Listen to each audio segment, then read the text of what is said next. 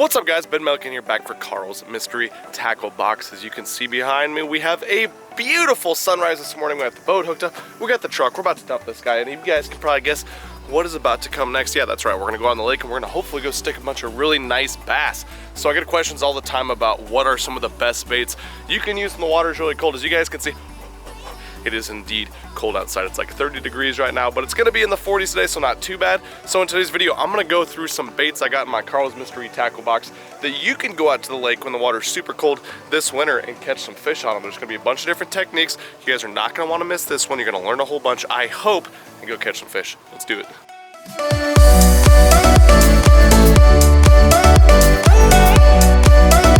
First style bait I like to throw whenever it's cold and the bass are lethargic, I like to cover water. So I want to throw a moving style bait. See if those fish, even though they're lethargic, a lot of times you can make them react, you can trick them, I guess, into biting. And the way I like to do that is with a crankbait. But in this winter, it's not just any crankbait. This is my #1 choice right here. A medium diving crawdad style crankbait. Let me show you guys where I like to throw this guy. So right back here behind me is, in my opinion, the best place you could possibly throw one of these medium diving crawdad crankbaits. And the reason for that is you got a 45-degree angle bank, and as you can see, there's a couple different sizes of rock mixed in. Now add a little bit of wind. We don't have a lot of wind today, but anytime you can get some wind blowing in on areas like this, bass love to set up in the winter on different types of rock transitions with this beautiful, you can see there's kind of like shale type rock mixed in with like some baseball size rock, and that's absolutely perfect. You know, there's stumps mixed in. You can see a stump sticking out of the water right there. Those are areas where you're gonna catch some of your better fish. Now, if you're having a hard time getting bit on the crankbait in these conditions, a lot of times the fish are just flat out a little bit deeper, a little bit further out off the bank. So I'll throw a different style bait when this arises. Now, personally, I love to throw a jig, and I'll get away with a jig and throw whenever I can, as much as possible. But we're talking about lethargic fish here. A lot of times you have to downsize. You have to throw something a little bit different.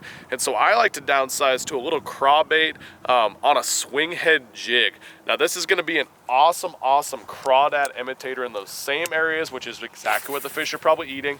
But let me show you guys how I like to throw this bait that's gonna differ from that crankbait. So when I'm throwing the swing head, like I said, I'm gonna bump my boat back off the bank. So a lot of times I'll be seeing fish in 12 to 15 to 20 feet of water. I'll bump my boat way back out off to 18 to 25 or 30 feet of water, and I'll make a cast about halfway between the bank and the boat. Now, a lot of people have a hard time doing this. A lot of people just want to fish stuff that they can visually see on the bank, but you got to get away from that. There's no way you can do that in the winter time when the fish love to be out a little bit deeper. Oftentimes I see a school of them down there right now. Look at this right here. You don't want to be fishing on the bank when you got that out here. That ain't a brush pile, that's fish. There he is. Oh, that feels decent too. I knew if we messed around enough, we poked around enough down in that deeper water, we'd be able to get one to come up out and actually eat. These are lethargic bass, and this guy's like barely moving. Just like dead weight. But yeah, I was pulling that swing head out off this secondary point. It's a pretty good one, actually. Nice rock transition, rock ledge down there. We got ourselves a fish. Come here, bud. Yes. It's a better one right there. Nice little 2.5 pounder. I'll take that any day of the week. This is a good fish on that, I think it's called the craw, Carl's craw on the old swing head. Let's get her back in the water. The equipment I like to use on this swing head is the same as my jig gear. I like a really fast reel. This one's actually an 8-to-1. It's a super fast 13 Fishing Origin from Shop Carl's. This is a 7.4 heavy action rod, and then I'll throw it on 15-pound fluorocarbon. You know, a lot of times with jig fishing, I will throw it on like 17 or 20-pound fluorocarbon line, but for fishing out deeper off the bank, the heavier the line, the more resistance it has. So a bait can't fish very well super deep in 30-35 feet of water a lot of times where you got to drag this guy if it's on super heavy lines. So I like a little bit thinner 15-pound fluorocarbon. So this brings me to my next bait. We just drug our little swing head through there. Unfortunately, we couldn't get him to go. A lot of times when you're fishing these bank fish, these ones that are further out off the bank on secondary points and steeper banks like this, it's a timing deal. So they don't want to eat a crankbait or something drug on the bottom until a certain time of the day, and that's just something you got to deal with. Or you can make them freaking bite. This is a guy I like to throw next in that same situation, and that is the Ketchco Death Stalker. This is a blade bait. Blade baits are absolutely awesome in this situation because you see one on the depth finder, you see a big wad of them on the depth finder like we just did. We still got them on there right now.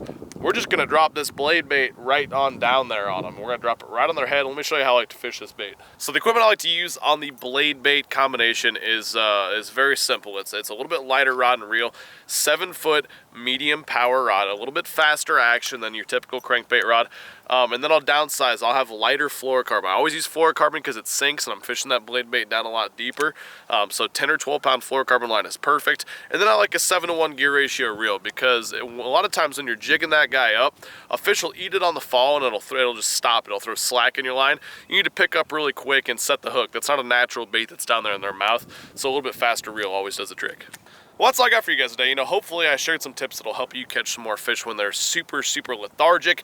Get up shallow and try to trick some of those ones. Make them react with that shallow dive, or the medium diving crankbait, the craw style crankbait. If that's not working, bump it out a little bit deeper with this swing head guy right here and a little tiny natural craw bait. And if you need to, if you see fish down below on the bottom grouped up, drop that blade bait down. I think you'll be surprised by the results of that really strange but super effective looking bait. Anyways, thanks so much for watching this one. Don't forget to go subscribe to Carl's Mystery Tackle Box. I'll catch you very soon. I'm out of here. Thanks.